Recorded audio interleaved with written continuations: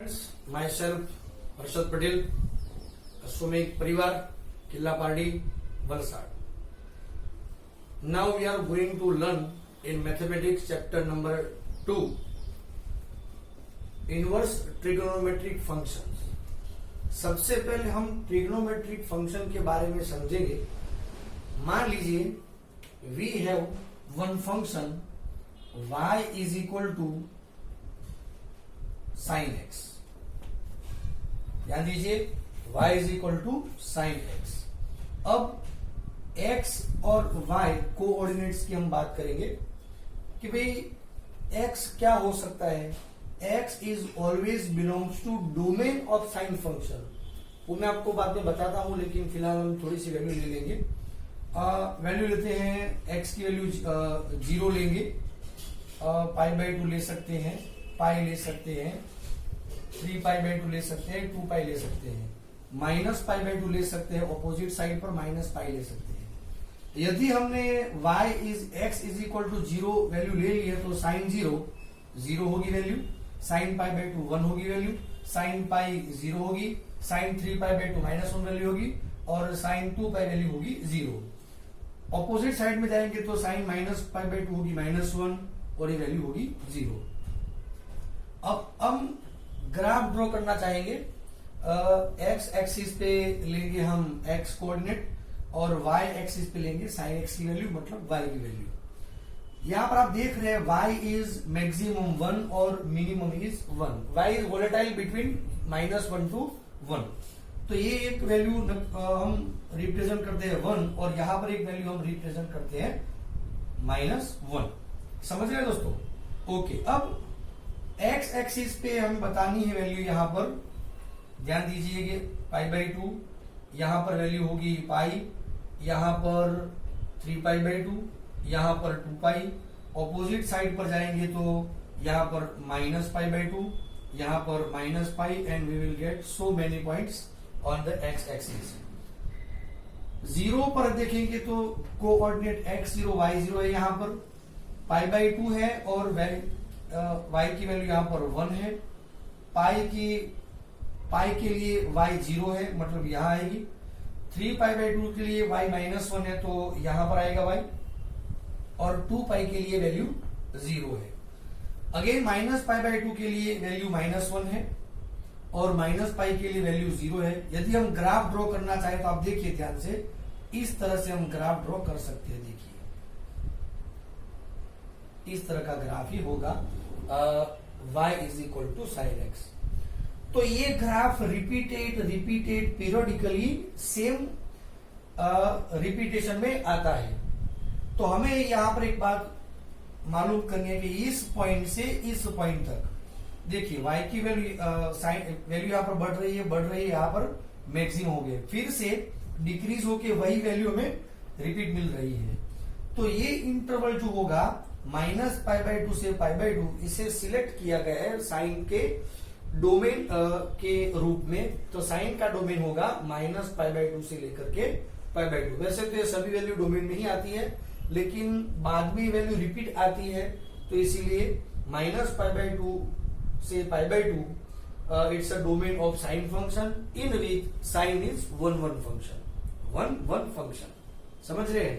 1 function का मतलब होगा कि एक वैल्यू के लिए आंसर भी हमें 1 ही मिल रहा है, रेंज भी हमें 1 ही मिल रही है, मतलब एक वैल्यू हमें मिल रही है।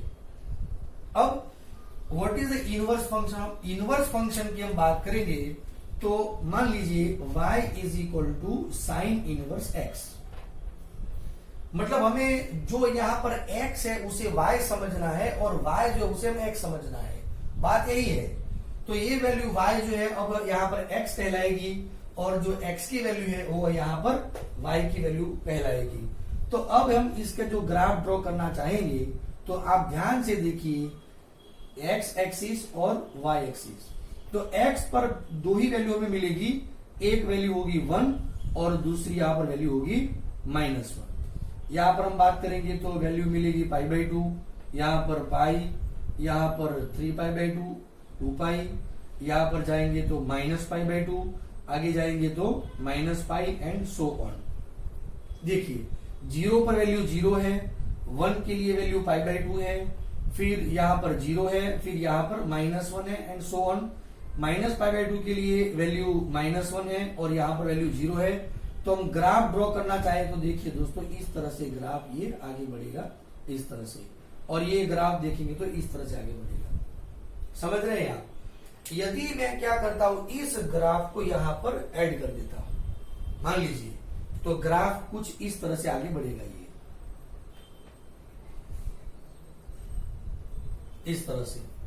एग्जैक्टली मैं यहां पर एक लाइन ड्रॉ करना चाहूं तो ये y is equal to x, ये जो लाइन है ओरिजिन से पास हो रही है, और देखो incline with this line incline 45 degree with x axis, मतलब यहां पर एग्जैक्टली मिरर इमेज दिख रही है। तो इन दोनों फंक्शन को मिरर इमेज और मिरर फंक्शन भी कह सकते हैं, एंटी फंक्शन भी कह सकते हैं, वही है इनवर्स फंक्शन। ये दोस्तों, तो यदि मैं ये कहना चाहूं कि y is equal to f of x है, तो इसका इनवर्स फंक्शन कहलाएगा x is equal to f inverse of y। Remember this.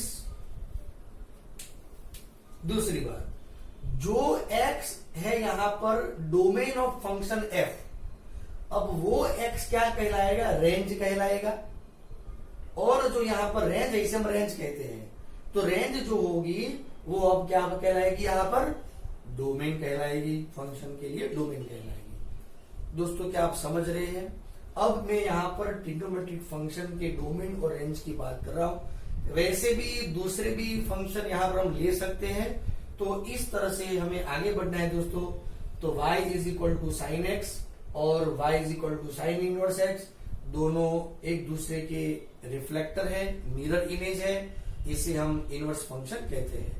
ठीक है दोस्तों, तो आगे बढ़ेंगे हम।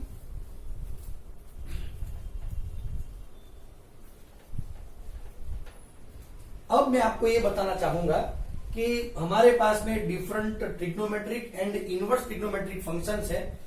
फॉर एग्जांपल यहां पर हम फंक्शन लिखेंगे साइन एक्स, एक्स थीटा जो भी है, यहां पर इसकी होगी डोमेन, ये है रेंज, और यहां पर है जीरोस। मतलब साइन का डोमेन क्या है, तो साइन का डोमेन है, इसे हम बोलते हैं क्लोज इंटरवल, -π/2 टू π/2। तो इस डोमेन में sine function is always be one function, one function. समझ लीजिए दोस्तों, साइन की रेंज मिलेगी -1 to 1। इसका मतलब ये होगा कि साइन भी किसी भी एंगल की वैल्यू 1 से ज्यादा नहीं हो सकती, और साइन के किसी भी एंगल की वैल्यू -1 से कम नहीं हो सकती। मतलब साइन का रेंज जो होगा वो -1 और 1 के बीच और दोनों के साथ में होगा। जीरोस, साइन के जीरोस की वैल्यू है k π, where k belongs to z। मान लीजिए हम 0 लेते हैं तो साइन 0 वैल्यू होगी, k इज इक्वल टू 1 लेते हैं तो 1π मतलब पाई पर साइन 0। जीरोस का मतलब किस किस वैल्यू पर साइन 0 हो सकता है, तो ये जीरोस वैल्यू है। दूसरा फंक्शन है कोसाइन, जिसे हम शॉर्ट में कॉस फंक्शन ही बोलते हैं। कोसाइन फंक्शन का डोमेन होगा 0 to π, और इसकी भी रेंज यही है -1 to 1, और इसकी जीरोस की वैल्यू है 2k + 1 π/2, where k belongs to z। यहां पर कोसाइन फंक्शन 0 होता है। मान लीजिए k इज इक्वल टू 0 ले लेते हैं, कि बिलोंग्स टू z में its integer value, positive, negative as well as 0। मान लीजिए हम 0 लेते हैं तो π/2, तो cos π/2 के आगे 0 है। 1 लेते हैं यहां पर तो 2 × 1 मतलब 2 + 1 3 π/2, तो cos 3 π/2 भी 0 है। तो यहां पर ये सभी वैल्यू जीरोस है। फिर हम बात करते हैं फंक्शन tan। tan का जो डोमेन है वो है -π/2 से π/2, ध्यान दीजिए दोस्तों। और रेंज जो है वो है, tan की जो रेंज है वो इंफिनिट तक भी है, मतलब all real values are consider as range of the tan function. tan के लिए जो फंक्शन है वो साइन अपॉन कॉस है, तो न्यूमरेटर यदि 0 हो जाएगा तो वैल्यू 0 हो जाएगी। तो साइन का tan का जीरोस क्या है, तो k π, where k belongs to z। क्या आप समझ रहे हैं दोस्तों? दूसरी बात, अब साइन का जो रेसिप्रोकल फंक्शन है कोसेक, कोसेक का जो डोमेन है वो -π/2 से π/2 है। -π/2 से π/2 के बीच में 0 आ सकता है। आप ध्यान से देखिए दोस्तों, यहां पर देखो, एंड हम ऑलवेज भी measure the angle by anti clockwise. यहां पर 0, यहां पर π/2, यहां पर पाई, 3π/2 एंड सो ऑन। लेकिन हम एंटी क्लॉकवाइज जाएंगे 0, तो यहां पर वैल्यू होगी -π/2, यहां पर होगी value pi. Same angle and clockwise जाएंगे तो नेगेटिव एंगल कहलाएंगे। तो -π/2 से -π/2 यहां पर, π/2 यहां पर, तो ये रिप्रेजेंट करता है fourth quadrant and first quadrant. क्या आप समझ रहे हैं दोस्तों? -π/2 से π/2, तो यहां पर वैल्यू 0 आ सकती है। और कोसेक का मतलब तो क्या होगा? कोसेक का मतलब होगा 1/sin। यदि हम 0 ले लेंगे तो वैल्यू 0 हो जाएगी, तो 1/0 का मतलब हो गया infinitive, so it is not possible. तो यहां पर हमें 0 निगलेक्ट करना है। तो यह डोमेन। कोसेक की जो रेंज है वो r -1 to 1। इसका मतलब ये होगा कि कोसेक जो है उसकी वैल्यू किसी भी एंगल के लिए 1 है या मोर देन 1 है, -1 है या लेस देन -1। इसका मतलब क्या होगा मैं आपको बता देता हूं। इसका मतलब है r, मतलब all the values, all possible real values. -1 यहां पर है और 1 यहां पर है, तो -1 और 1 के बीच की वैल्यू कभी भी कोसेक के डोमेन में नहीं आएगी। उसके बाद की वैल्यू आएगी, मतलब 1 आ सकती है, 1 से ज्यादा, -1 है, -1 से कम है। इसे हम दूसरे वर्ड में ऐसा भी लिख सकते हैं, मॉड्यूलस x > 1। इसका दूसरा मतलब ये होगा, ये हम कह सकते हैं। कोसेक कभी 0 नहीं हो सकता, क्योंकि हमने पता लगा लिया यहां पर, तो नल सेट है, इसका 0 कभी होता ही नहीं है, रिमेंबर। सिमिलरली कोसाइन फंक्शन का रेसिप्रोकल लेंगे सेक, तो सेक की जो डोमेन होगी वो है 0 to π। इसमें से π/2 हमें कंसीडर नहीं करना है। इसकी भी रेंज यही होगी, -1 to 1। ये भी कभी 0 नहीं हो सकता। क्लियर दोस्तों? अब बात करते हैं, दूसरा फंक्शन है कोट। तो tan का जो डोमेन है यही है कोट का डोमेन, 0 से π और रेंज है r। कोट की 0 जो है वो कोसाइन का 0 है, मतलब 2k + 1 π/2 k belongs to z। वैसे तो ये आप 11th स्टैंडर्ड में पढ़ चुके हैं। क्लियर दोस्तों? तो ये है ट्रिग्नोमेट्रिक फंक्शन के डोमेन, रेंज और जीरोस। लेकिन हम बात करने वाले हैं इनवर्स फंक्शन। तो मैंने यहां पर आपको पहले ही बताया था कि जो फंक्शन में डोमेन है वो इनवर्स फंक्शन में रेंज होगा, कोडोमेन होगा। और जो रेंज है मतलब कोडोमेन है वो इनवर्स फंक्शन में क्या कहलाएगा? तो डोमेन कहलाएगा। अब हमें ये 2 कॉलम्स को ऑपोजिट कर देना है। तो देखिए, जब हम बात करते हैं sine inverse, mind well, sine inverse, तो साइन इनवर्स का जो डोमेन होगा वो ये होगा -1 to 1। अच्छा, डोमेन आप समझते हैं?